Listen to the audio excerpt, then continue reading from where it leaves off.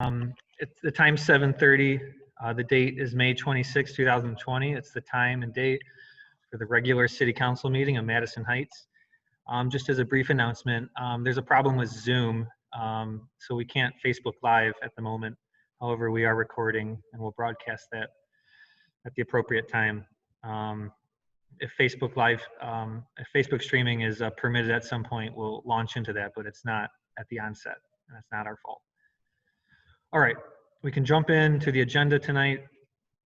Will the clerk please do roll call? Yes, Councilman Bliss, I'm here.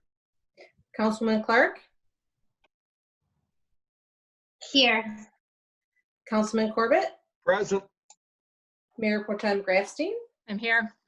Councilor Rohrbach, I'm here. Councilman Soltis, Here. Mayor Hartwell. I'm here.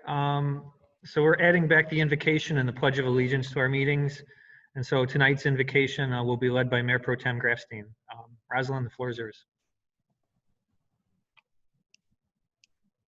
Point of clarification, are we rising? You don't have to. Okay. My invocation tonight was inspired by Northern Lights from 1985. As every day goes by, how can we close our eyes until we open up our hearts? We can learn to share and show how much we care right from the moment that we start. It seems like overnight, we see the world in a different light. Somehow, our innocence is lost. But how can we look away with every single day? We've got to help at any cost. We can bridge the distance, only we can make the difference. It's time to say that tears are not enough. If we can pull together, we could change the world forever. It's up to all of us. Okay, thank you. It's a little awkward to do the Pledge of Allegiance when we're all at home, but I've positioned the American flag behind me, and it's my custom to stand for the pledge, so I'm not going to require anyone else, but if you join me in the Pledge of Allegiance. I pledge allegiance to the flag of the United States of America, to the republic To the republic which it stands, under one God, nation, indivisible, Indivisible, with liberty and justice just for for all. Thanks. That's awkward. All right, approval of the agenda. Are there any additions or deletions to tonight's agenda? Okay, hearing none, we can go to presentations. We have two tonight. The first presentation is for Older American Month. Mrs. Marsh, do you have a report? Yes, I do. I have a proclamation. Older Americans Month is May 2020, whereas the City of Madison Heights includes a growing number of older Americans who make countless contributions to our community every day. And whereas the City of Madison Heights is stronger when people of all ages, abilities, and backgrounds are included and encouraged to make their mark. And whereas the City of Madison Heights recognizes the importance of the physical, mental, social, and emotional well-being of its citizens. And whereas the City of Madison Heights can support our community members by promoting independence, inclusion, and participation, engaging older adults through education, recreation, and service, and connecting people with opportunities to share their time, experience, and talents. Now, therefore, be it resolved that the City Council of the City of Madison Heights does hereby proclaim May 2020 to be Older Americans Month and urge every resident to recognize older Americans and people who support them as essential members of our community. Thank you, Mrs. Marsh. The next presentation this evening, it's number 2. It's a resolution recognizing LGBTQ month. Mrs. Marsh, do you have a report? Yes, we also have a video, but I will read the proclamation first. Whereas LGBTQ+ refers to identities of lesbian, gay, bisexual, transgender, queer, and other sexual orientations, and gender identities separate from the identities of heterosexual, including those whose sexual orientations and gender identities which have not been listed. And whereas all people are born free and are equal in dignity and rights, regardless of qualities such as their sexual orientation and their gender identity. And whereas despite the extraordinary progress of the past few years, LGBTQ plus Americans still face discrimination simply for being who they are. And whereas 4.1% of Americans identify as LGBTQ plus, and whereas 42% of LGBTQ plus people report living in an unwelcoming environment as a result of their sexual orientation or gender identities. And whereas 60% of LGBTQ plus students report feeling unsafe or bullied at school as a result of their sexual orientation or gender identities. And whereas 73% of LGBTQ youth feel more comfortable being honest about their identities online rather than in person due to fear of discrimination. And whereas 68% of LGBTQ youth state that they hear negative messages about their being LGBTQ plus from elected leaders. And whereas LGBTQ plus youth contemplate suicide at almost 3 times the rate of their heterosexual transgender peers. Now, therefore, be it resolved that the City of Madison Heights recognizes the month of June as LGBTQ plus Pride Month, strives to protect the rights of LGBTQ plus residents, and calls upon the people of Madison Heights to eliminate prejudice everywhere it exists and to celebrate the real diversity of our city. And if you will bear with me a minute, I will. Thank you, Mrs. Marsh. Hey, just as a reminder to all of our guests and callers, please mute yourself during reports. It's disruptive when we hear the background and the shuffling. We have some callers. I won't call you out by name, but it's a little disruptive, your background music and noise.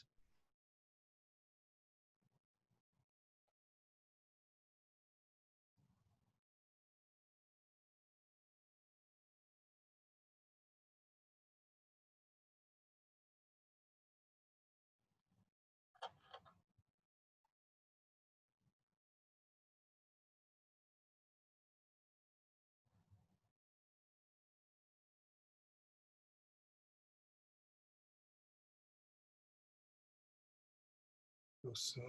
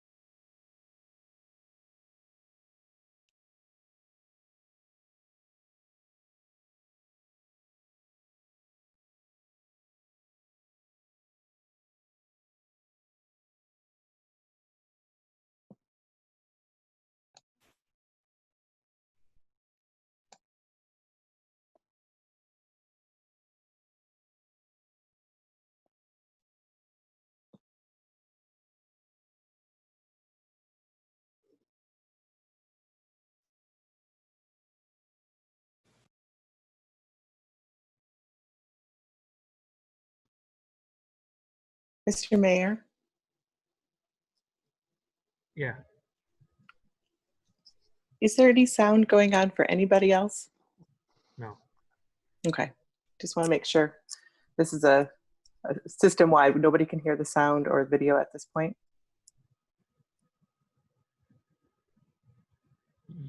For sure, you and me can't hear it.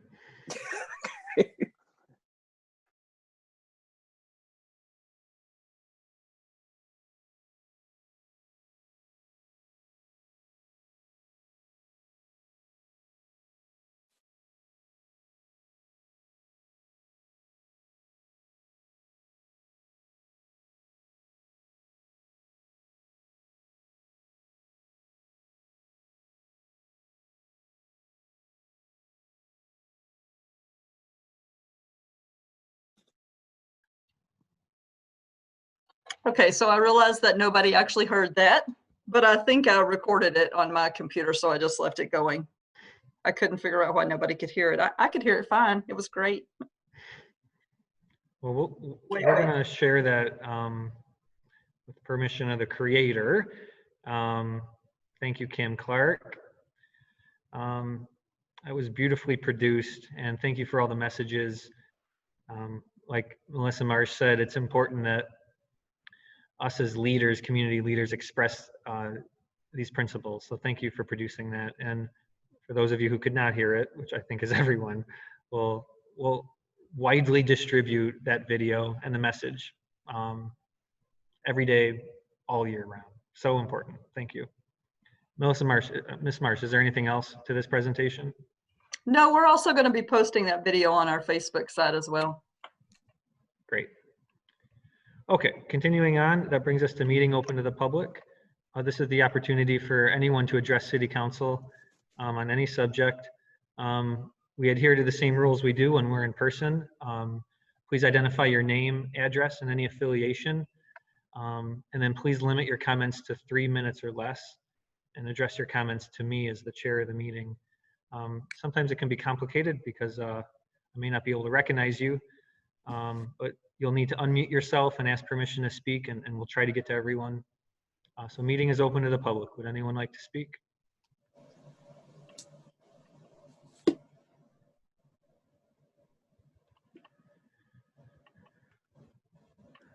Okay. No one's asked to be recognized, so we'll go to reports. Report D1 is from the city clerk. It's a resolution authorizing the moving of precinct 6 to Madison Elementary and eliminate the polling location of the Madison Solberg Activity Center. Mrs. Marsh, do you have a report? Yes. So the election officials throughout the country are examining best practices pertaining to elections as it relates to the COVID-19 pandemic. One practice that is being implemented is moving of polling locations at senior living facilities for health and safety concerns. Polling locations in these types of facilities lack the space needed to social distance, as well as it encourages congregation of residents in the polling areas. The city of Madison Heights has one precinct, Precinct 6, located in the Madison Solberg Activity Center that falls into this category. Michigan election law permits municipalities to move and eliminate polling locations as long as it is 60 days prior to the election. The most logical choice for the new location is at Madison Elementary, where Precinct 5 is located. This is the closest existing geographical precinct to the voters of the Solberg-Madison Towers and has the same school and political boundaries. The deadline for taking such action for the August 4th election is June the 5th of 2020 and would therefore require council action on their May 26th council meeting. Precinct number 6 has a total of 433 registered voters. Of those, 117 of these voters are currently on our permanent absentee list. The state of Michigan will be mailing absentee ballot applications to everyone not already on our permanent absentee list for the 2 upcoming elections. In addition, the clerk is proposing providing a secure election drop box at Solberg's Towers for election ballots to be collected and then picked up by the city staff on a regular basis up until the designated time. This will enable residents to return their ballots without having to travel to City Hall or place postage on the envelope and mail it back. The cost of such a container is approximately $500. Staff has spoken with the staff at Madison Solberg Towers, and should council approve this change, they have agreed to provide space for this drop box. Staff and I recommend that council approve the relocation of Precinct 6 to Madison Elementary School and provide a secure election drop box at the Solberg Madison Towers. Thank you. What's the wish of City Council? Mr. Mayor, Mr. Corbett? so I move that the council approve the recommendation of staff for the relocation of Precinct 6 to the Madison Elementary School and to provide a secure election box at the Solberg Madison Tower location. Thank you, sir. Is there support? Mr. Mayor, Mrs. Clark? I'll support. Thank you. It's been moved and seconded to adopt the staff recommendation regarding moving Precinct 6 to Madison Elementary. Any other recommended terms? Is there discussion from members of City Council? Your Honor, Yes, Mr. Bliss. just a quick question for the clerk. Will there be a pickup at the end of the day on election day for the ballots in that drop box? Yes, there's going to be a 8 o'clock pickup, and we'll have 2 people doing the pickup for security purposes. Okay, thank you.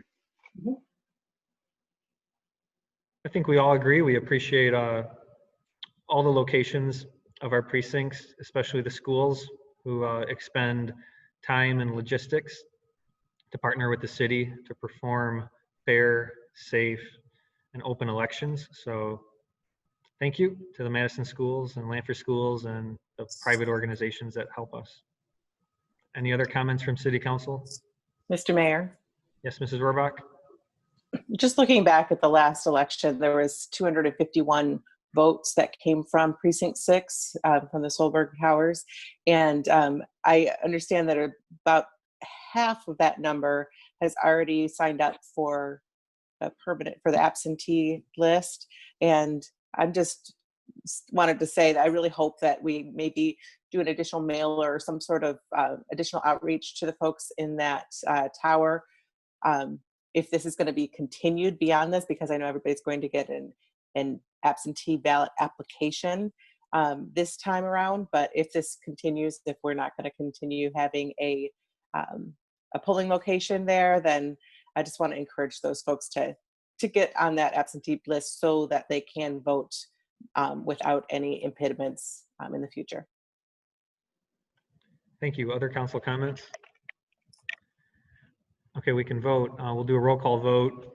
If you're in favor of the recommendation, your vote is aye or yes. If you oppose, your answer would be no. Will the clerk please take the vote?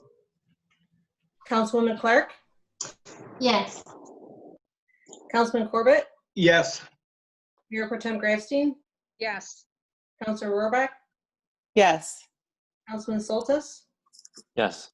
Councilman Bliss, Yes. Mayor Hartwell. I vote yes. The matter carries. Next on the agenda, we can go to ordinances. There are 2 for consideration tonight. First is agenda item G1. It's ordinance number 2154, prohibiting the brandishing of firearms in the city of Madison Heights on first reading. Mrs. Marsh, do you have a report? I do, and I also have a comment. I was waving my hand, but we had a lady who was wanting to speak during public comment, but she got missed, Beth Scott.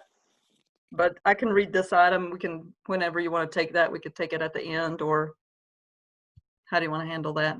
I can go ahead and go through this item first. No, this is a good opportunity now. We don't need to delay public comment. So Beth, do you want to speak now, or did you have a written comment you wanted to submit? Yeah, the floor is yours, Beth, if you'd like to speak. I just wanted to add something quickly. Good evening, Council. Beth Scott, Board Trustee of the Madison District Board of Education. Welcome. Thanks for joining us tonight. Thank you. I'd like to just graduate the Madison Heights graduating class of 2020 to let them all know we're proud of all of them, and they're all destined for greatness after this. Thank you all. Thanks, Beth. And let us know if there's anything we can do. Okay, thank you. Thank you, Melissa. We can continue on the regular agenda. So that's ordinance number 2154. Mrs. Marsh, your report, please. Yes, this ordinance amendment was requested by the police department to add a new criminal misdemeanor violation consistent with current state laws to prohibit the willfully and knowingly brandishing of a firearm or pistol in public. The current ordinance only prohibits the brandishing of pneumatomic, guns, and proposed ordinance amendment adds firearms and pistols to this prohibition and includes additional language that is consistent with and mirrors state law. If council concurs, this would be approved on first reading. Thank you. What's the wish of City Council? Mr. Mayor, Mrs. Rohrbach? I move that we pass ordinance 2154 prohibiting the brandishing of firearms in the city On first reading, right? on first reading. Thank you. Is there support? Mr. Mayor, Mrs. Clark, please. I'll support. Well, thank you. It's been moved and seconded to adopt ordinance 2154 on first reading. Is there discussion from City Council? Mr. Mayor, Yes, Mr. Corbett.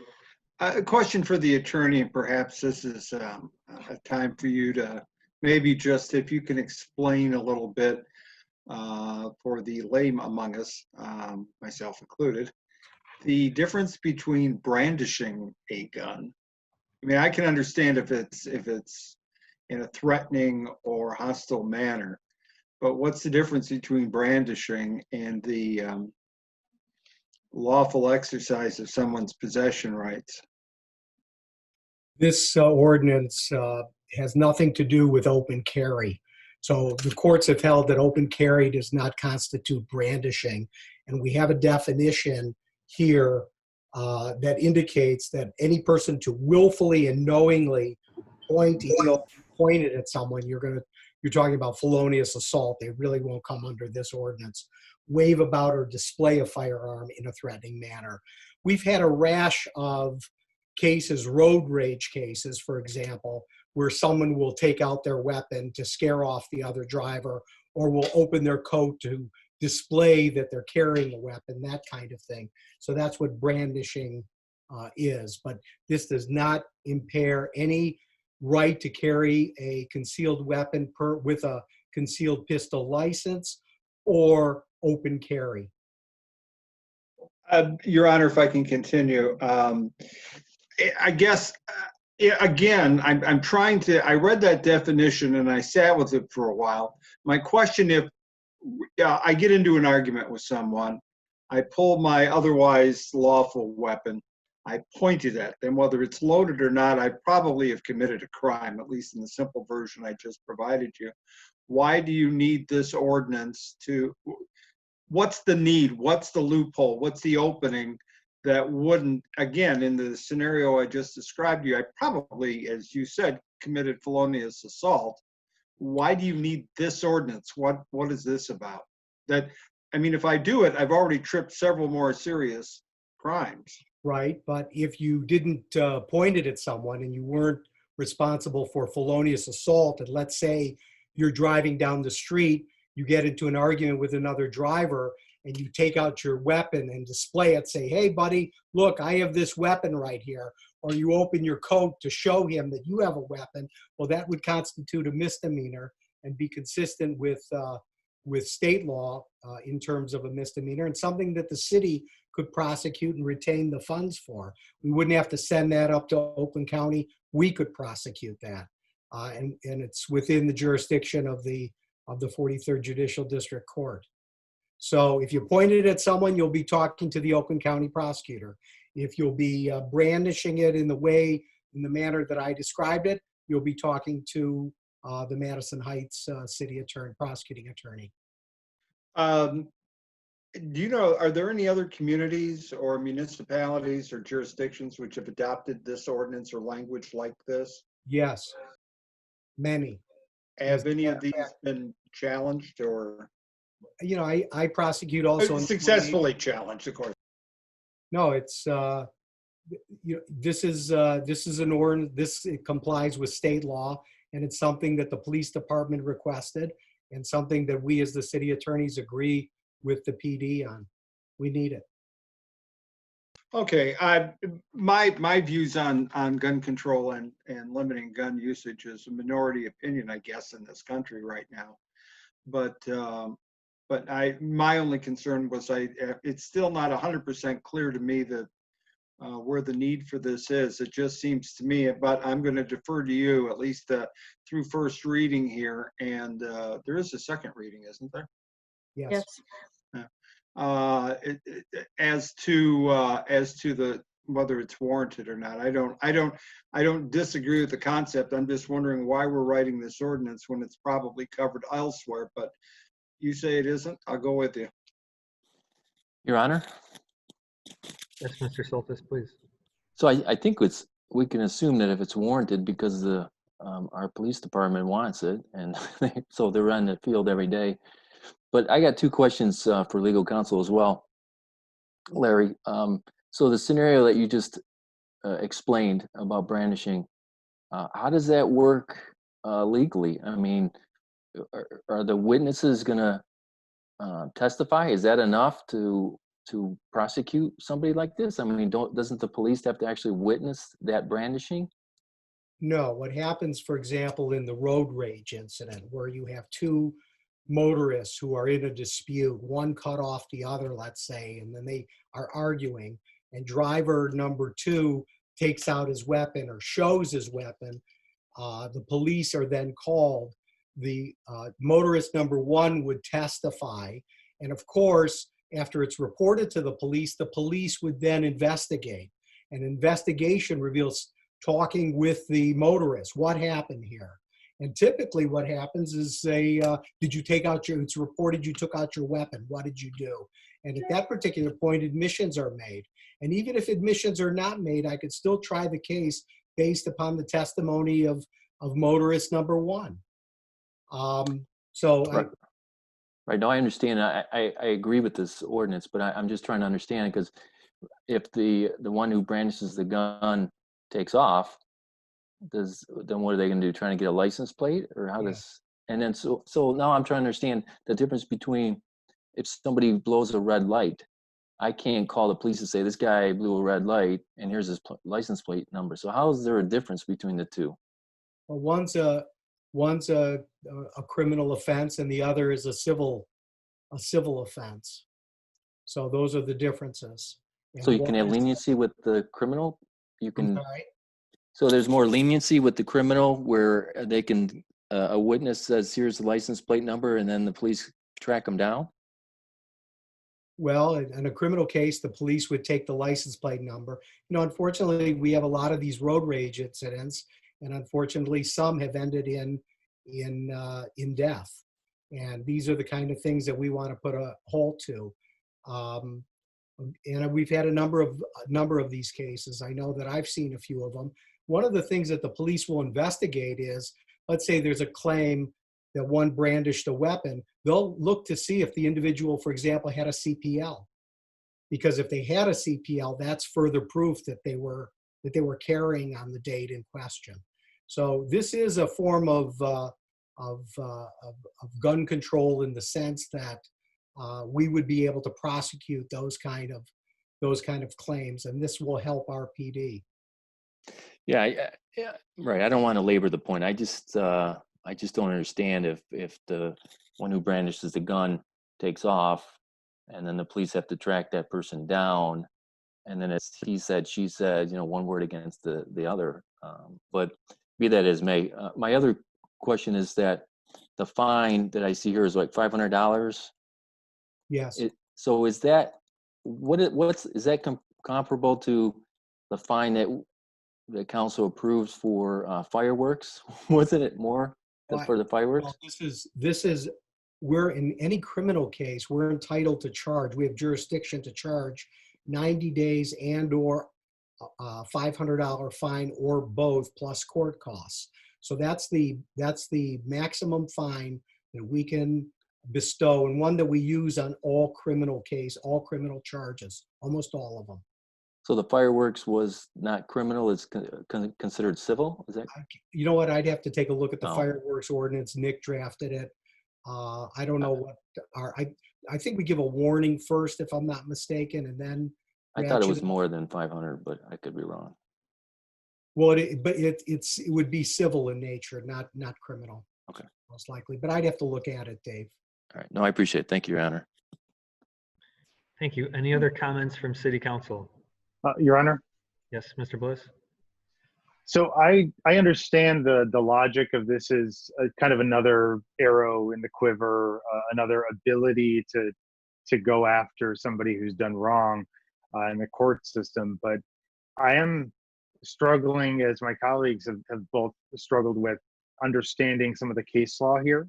So if in between now and second reading, if you could pull up some specific case examples where this was on the books in a city and it was successfully tried, I think that would be really helpful to us to understand, because my worry is we adopt something and then, you know, we have the first case on it and then we get sued because it's out of bounds with what we can legislate. So if you could just give us some case law. I know you said it's on the books other places. I'm sure a city attorney somewhere has tried a case like that if it's on the books in their city. If you could just give us a couple of case law examples, I think that would go a long way to help easing our concerns. Mr. Mayor. Yes, please. Mark, on the books is the key phrase here. And I can tell you, we're not the only city, because I've prosecuted those cases in another court. So we are clearly not the only city. But these are misdemeanor cases, and usually those cases end up in a trial and most likely a conviction. They're usually not appealed to. In district court cases, they don't print their opinion. So we can provide you with some law, but I'm going to tell you that there's probably a dearth of reported cases on the issue. So cases get reported. They're not even really reported in circuit court unless a judge issues an opinion and it makes it up to the Court of Appeals. And one of the things we checked, and one of the things that I thought that everyone would ask me today, would be about open carry, because this does not in any way impact open carry. So you can carry a weapon, and I don't know how what people think about that. I'm not a big fan of that. However, this does not impair that in any way, shape, or form. It's when you have someone brandishing, waving, taking out that weapon, using it to intimidate, that kind of thing. So we'll provide you with the law that's available, but I just wanted to let you know there's probably not a lot on the books per se. Your Honor? Yeah, please. I just want to make a point of clarification. Wasn't the motion to pass on first reading? Yes, that's the motion.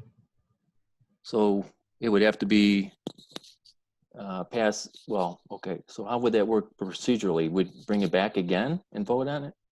There's automatically a second reading. Okay. This will be on the agenda again on June the 8th for second reading for an ordinance that requires two. Thank you. Thank you. Any other comments from council? Your Honor, I have a question. Yes, please, Mr. Grafstein. If this doesn't pass, what happens? It goes to the county. It doesn't go through the city. So this is more a way of streamlining. Is that what this is to keep it in the city? Yes, we have overlapping jurisdiction. So for example, if we don't have this on our books, it's not something that we can prosecute, not something that we can benefit from the fines and costs and that sort of thing. I mean, after all, we're the funding agent for the 43rd District Court. I mean, that's not the reason that we're doing it, but we have overlapping jurisdictions on a lot of things. For example, OWI second offense or super drunk. Technically, on a super drunk type case, we could have said, okay, all those cases will go up to the county, but then why should we do that? Why shouldn't we have an opportunity to also prosecute? So let's say a Madison Heights officer stops someone for super drunk, he could write a citation under Madison Heights City Ordinance as opposed to sending everything up to the county. So it gives us a little discretion in that regard. Thank you. Your Honor? Yes, please. I'm sorry to extend, law school 101 here, Jeff, but I guess the point where I'm still tripping on this, and your last comment sort of got to it. If I open we have again a disagreement. I open my jacket and I've got my otherwise legally possessed gun there. I'm brandishing under the new ordinance, presumably. Why am I not also committing assault under the common definition of it? And don't you already have a tool to, I mean, if the clear implication is, I'm going to use this on you, that I'm sorry, to me, it just sounds like we're duplicating assault here. No? We're not, because, for example, I'll give you the following scenario, real life, where there's a car accident and there's an argument out in the street. Luckily, one of the people kept their heads and he said, you know what, let's not argue about whose fault this is. Let's just call the police. The police came out and the person with the cool head was the one who was carrying. He opened his jacket to show the police officer that he had a weapon. He said that the other driver nearly fainted when he saw that. But he was, by opening his jacket, he was showing the officer, I have a CPL and I want you to know that I'm carrying. So every case rises and falls on its own facts. If you show it to a motorist, look, and there's no reason for you to open that jacket. You are brandishing your weapon, and that's threatening to the other motorist. Those are the kind of things we don't want to have happen. Is that not also assault? No, it would not necessarily be assault.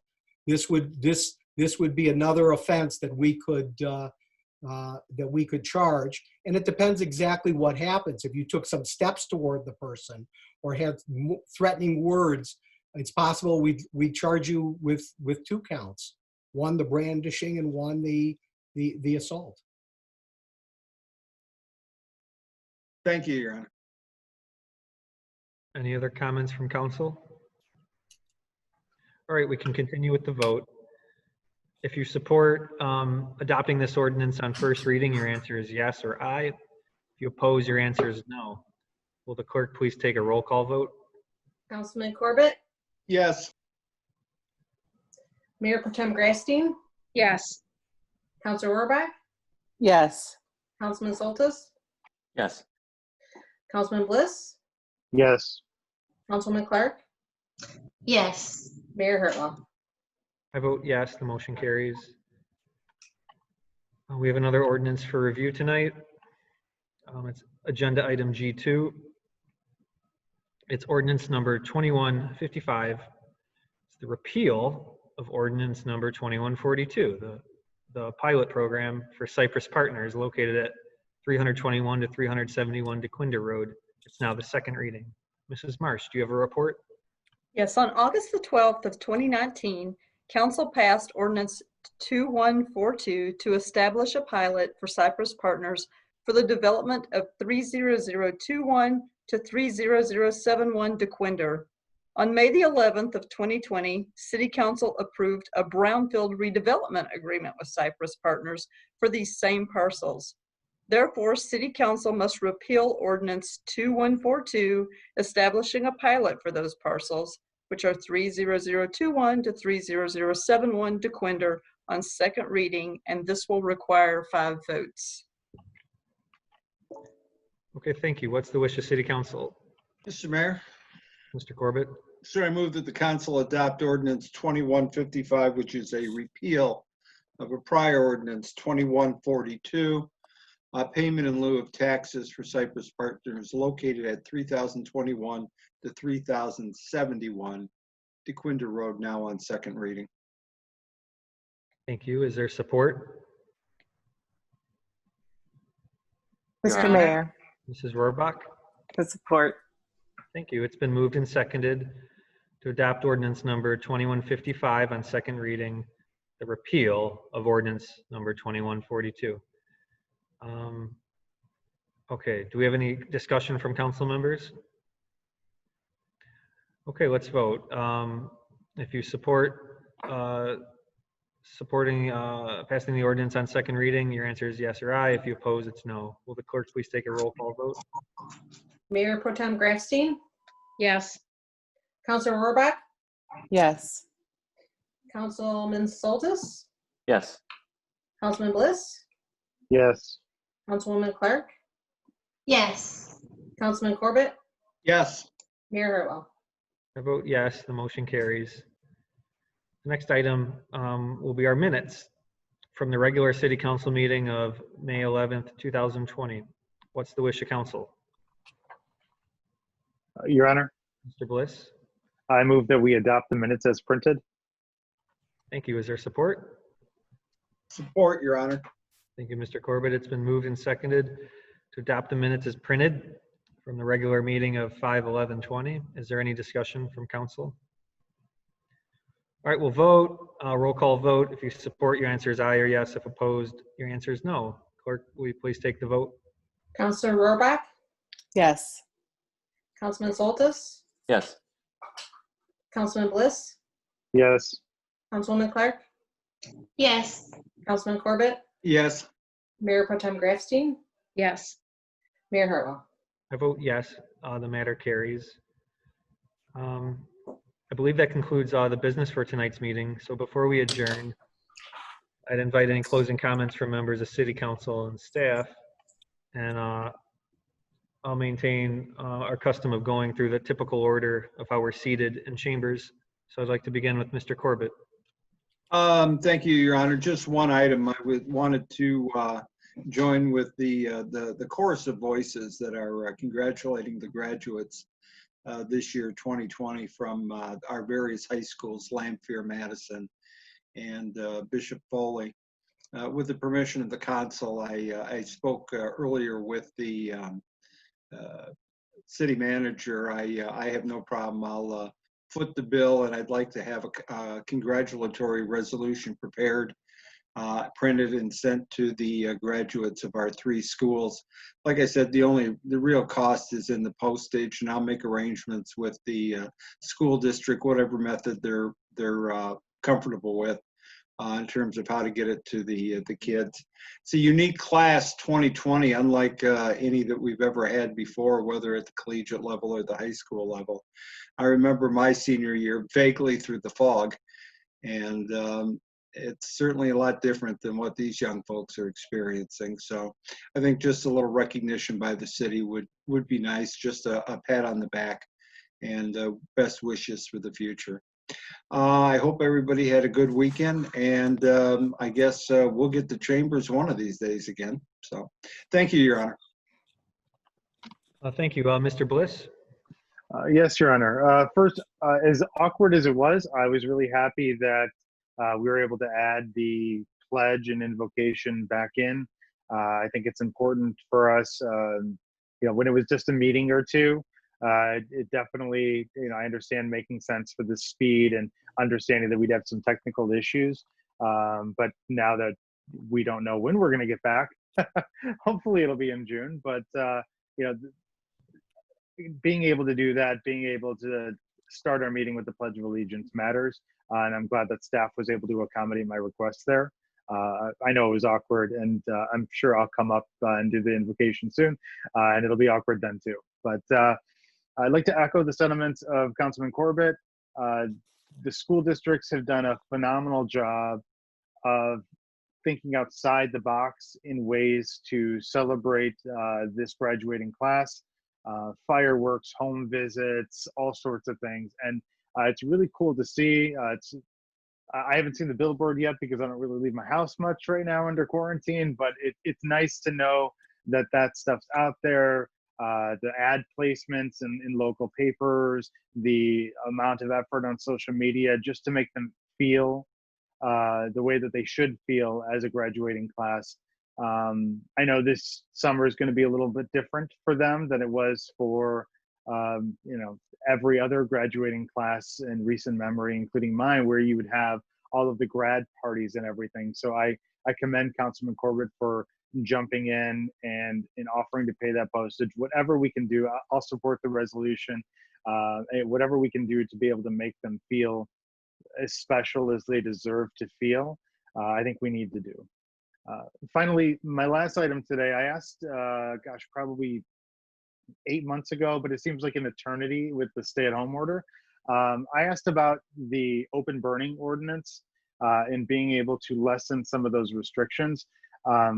It was a great start when we put it in, but it really limited the amount of properties that could take advantage of it. And so most that are open burning in our neighborhoods are doing so against the ordinance because it requires 20 feet from the nearest structure, which is very, very rare in our neighborhoods.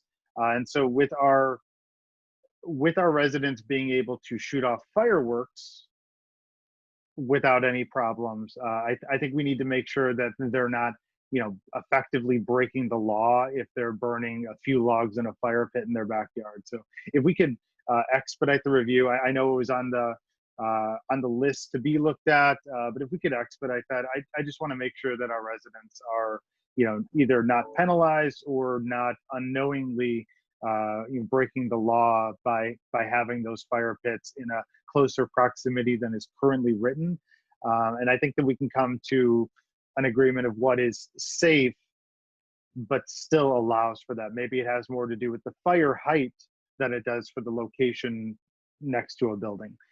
Anyway, I'm just hypothesizing, but if we can get something out there and distributed, I believe we'd have to do the ordinance amendment at a meeting, so we can get that as soon as possible, so that way our residents can enjoy that in a legal and lawful way. That's it, Your Honor. Thank you, Mrs. Rohrbach. Thank you. I want to continue to say congratulations to the senior classes of Madison High School and Lamphere, as well as Bishop Foley. I was excited. My neighbor's grandson, Ian, received his cap and gown by bus. The bus delivered it throughout the neighborhoods to all the seniors in the classes the last couple of days, and it was really powerful. And I appreciate everybody taking the time to recognize those kids that have done so much work and have gone through so much. So congratulations to all of you, and you're going to do great things in the future. I also want to say many of people have received the oak trees that came out from the Oakland County to celebrate 200 years of Oakland County. I know the city received a batch of those, and Sean Valentine and the DPS has been working hard to distribute them. I planted mine this week and using it as a memorial tree for my father-in-law who passed away, and it's really special for us. And I hope that everybody who received one of those trees has been able to utilize it and get it in the ground, and we'll be able to celebrate whatever it is that you're celebrating when you plant that tree. I also know we have on June 6th a planting coming up that we're doing over on Milan Street to replace many of the trees that were lost during road construction. I'm really excited to get that done. And I'm also really excited for the next one, because we're not going to stop with this first round of trees that we're going to be planting. I'm thrilled that the city is taking it seriously and is looking for opportunities to continue to reforest and replenish our urban tree canopy in the city of Madison Heights. It makes a huge difference in the quality of life for everybody. You're just walking down a street in Madison Heights that is tree lined is so much more comfortable than walking down one of our streets that is clear cut. And that is just for many reasons. And I'm really excited that we're going to be doing that, continuing that work even after June 6th. I want to say thank you to everybody at the Madison Heights Pantry that's continuing to do just tireless work day in and day out, and their work is so much appreciated. And finally, I want to say, I hope everybody enjoyed their long weekend, and I really especially want to remember and honor those who sacrificed everything for our country and our lives here. Even though they are the strangest times we've ever lived through, I appreciate so much the people that have made our lives possible and made our country safe over the many, many years. So that is actually one more thing.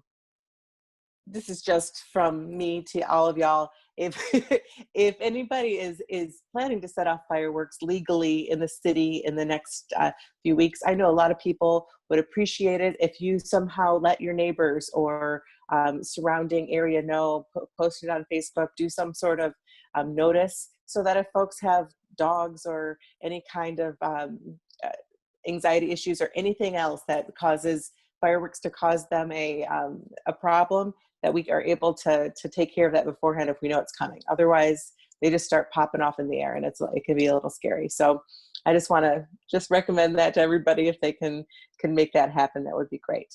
All right, that is all. Thank you, Mayor. Thank you. City Attorney Jeffrey Sherman. Yes, Mr. Mayor, very briefly, I just hope everyone you know and everyone you love are well.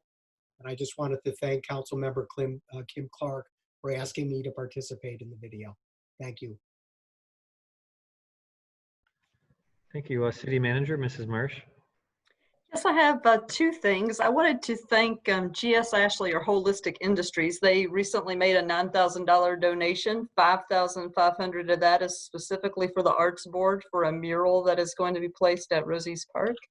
And an additional $3,500 for the tree planting that Emily just spoke about on Mulan.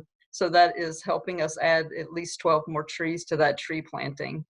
In addition, we have a crowdfunding that our Economic Development Coordinator has been operating for small businesses. It's called Stand Up for Small Businesses of Madison Heights. To date, we've raised at least $13,000. That's going to be matched with another 10, so that's $23,000 that we are going to be making available to small businesses through a grant program. So any small businesses out there that may be watching or that you know about that could benefit from this, that have not already received grants from Oakland County, please encourage them to apply. That's it. Thank you. City Clerk, Mrs. Rotman. Yes, thank you. I just wanted to let our voters know that our applications for the upcoming election are going to be in the mail by the end of this week. It is a dual application, so you can apply to get a ballot for both the August and November election. Also, those will be going out to our permanent absentee voters. Also, the Secretary of State's office is sending out applications to everybody else that is not on our permanent list. You can use those applications and send them in, and we will verify them and get your ballot to you. Thank you, Council, for your support on the change of the precinct locations. And if anybody is interested in working the elections, we anticipate a shortage of workers this season. So please contact the clerk's office, and we'd be happy to have you help us out. Thank you. Thank you. Mayor Pro Tem Grafstein, please. Thank you, Your Honor. I want to touch on a few things tonight, many of which have already been talked about, but just with the Memorial Day commemoration, you know, for as long back as I can remember, we've biked over to go to the parade, and then, of course, the ceremony afterwards. And I'm very glad that this year Mayor Hartwell was able to take our Gold Star mother to lay the wreath. You know, so many people get caught up with it being a long weekend and with a parade and what they're watching and who they're seeing, that we need to not lose sight of what Memorial Day really is about. And so thank you, Mayor Hartwell, for doing that.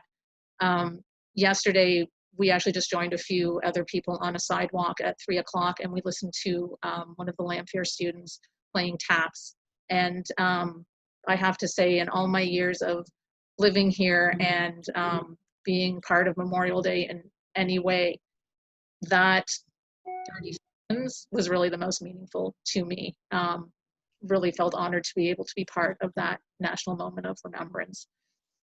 So thank you, Shannon, for letting me join your family with that. With respect to the graduating class of 2020, wow.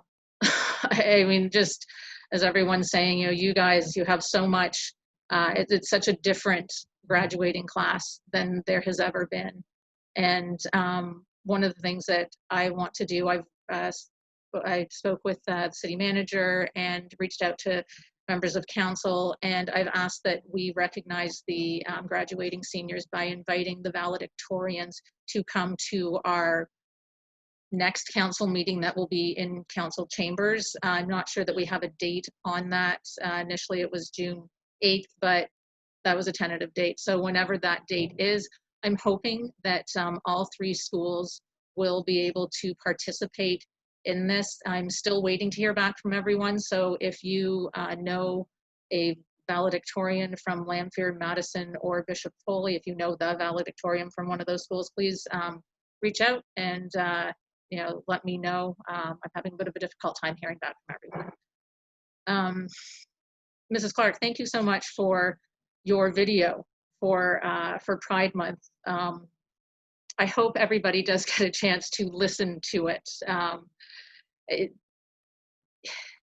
Growing up, we didn't really talk about sexuality in my home, gay, straight, whatever. We just lived by the rule that love is love. It doesn't really matter who you love, as long as it's someone who loves you and who respects you. That's how I grew up. That was the surroundings that I had. And for the parents out there who have had their children come out to them, their children felt the need to let them know, to the parents who have stepped up and said, in whatever words they use, that love is love, and I'm your parent, and that's what matters. I have a lot of goodwill for you. I don't even know how to put it into words, because the thought that my child could say to me, I have these feelings, and for me to turn them away because of the person that they chose to love. So anyways, thank you to the parents and to the families and to the communities who accept and who believe, as it appears all of our council does, that love is love. On to another topic Mrs. Warbuck's already spoken about, trees. So last spring, when Councillor Rohrbach was simply Mrs. Rohrbach, and she was part of Relief, she and Mrs. Marsh and I met with others. Mrs. Rohrbach was the Relief contact, and we were talking about a tree planting in the city. And now, of course, she's joined me on the Environmental Citizens Committee as the alternative representative. And these things, they take time. To get to that meeting took a lot of time, and to get to where we are now a year later took a lot of time. And initially the June planting was April, and then it was May, and now it is June. So we were going to have a big community event, lots of people coming, and well, obviously we're not doing that now. So thank you to the volunteers who are going to be there.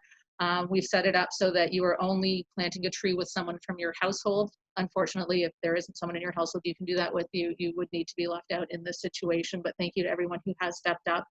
And with respect to the oak trees and the bicentennial for Oakland County, I thought this was fantastic. I heard about this in the fall, that this was one of the events that was being planned, was that the county was giving away 20,000 seedlings. And I said, oh, how can Madison Heights get all of those? But of course, that's not what's happening, but we did get some. So please contact the city if you want one. They will help you get that safely.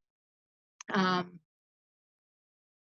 I think we need to talk about some more serious things, the economic recovery. I think I mentioned this last time, Mrs. Marsh mentioned the fundraiser. We've got the 13,000 that's been donated. It's going to be matched by 10. That's 23,000. That's great. Thank you to all the businesses and all the individuals who have contributed to that. And I think that we all, as residents or homeowners or business people in the city, we need to get out there and just promote Madison Heights as a place to do business, as a place to be. And we need our businesses. Our businesses are what help us grow. Our residents are great. We love our residents. We all live here, but we need our businesses over the next, who knows how long. We are going to be looking at some serious reductions in city revenue. Most of us have already been dealing with that at homes. Most of us, our families, are already looking at ways that we need to do a bit of budgeting and cutting back and making some really hard decisions with our personal finances.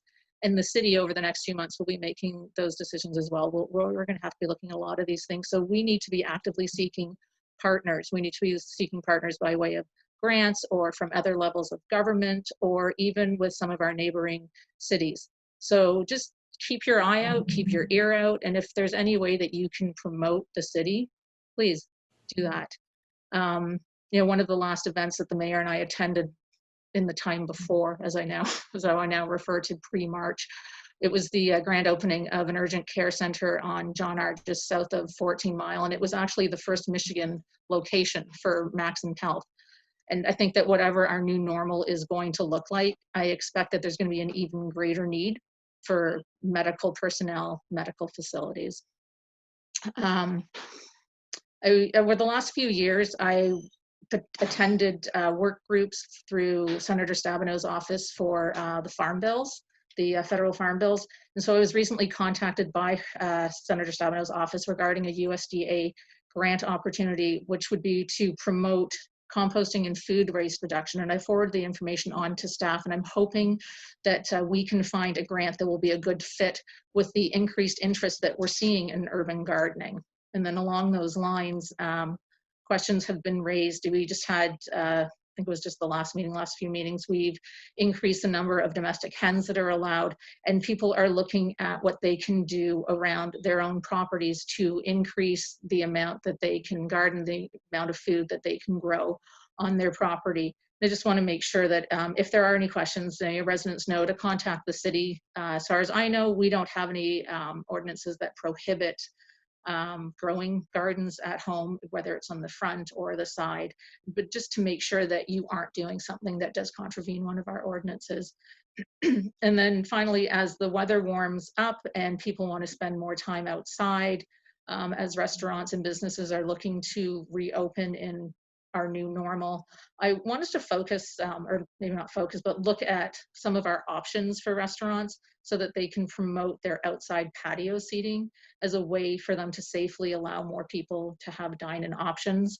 I also want to encourage people who want to enjoy restaurant food and a change of scenery to maybe pick up from your local eatery and then just take a meal in one of our parks. So that's it. Everyone stay safe. Thank you. Thank you. Mrs. Clark, do you have any closing comments? Yeah, I'll try and keep it quick. First of all, I wanted to say how proud I am to live in this city, which is so supportive of everyone I've ever met, and to be part of a city council who has been so supportive of the LGBTQ+ community. I was completely overwhelmed and humbled by the 100% participation in city council in making that video. We recently created a group on Facebook. It's a private group for Madison Heights Pride celebration. And the people who are joining reached out to me privately and were just like, thank you so much for creating this group.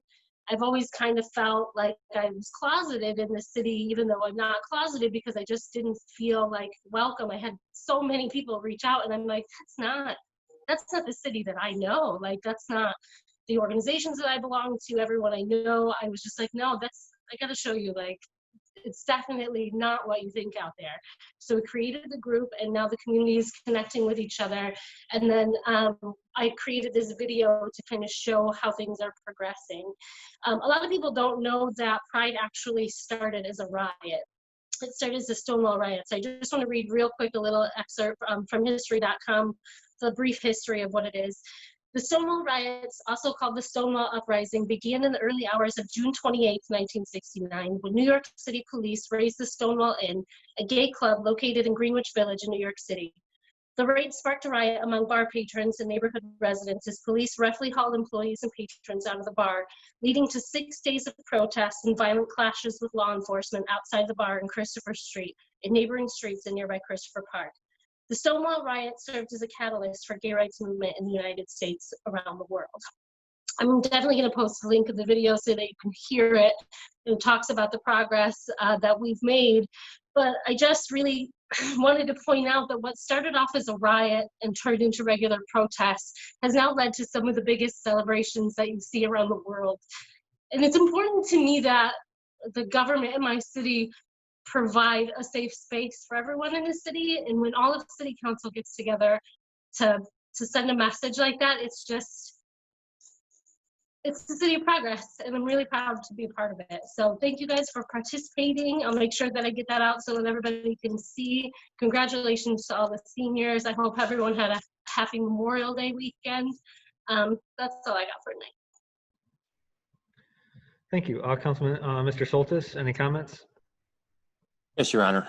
First of all, I want to thank Councilwoman Clark for putting that video together. I think you did a fantastic job. We're all proud of you, and I greatly appreciate that. And second, in terms of the virus, I remember, with LBGT Pride, I remember hearing about AIDS in the late 80s, early 90s. And in fact, that was, looking back, so many errors and mistakes and prejudices and stereotyping with that disease, that actually that's the #1 virus that killed more people than any virus ever.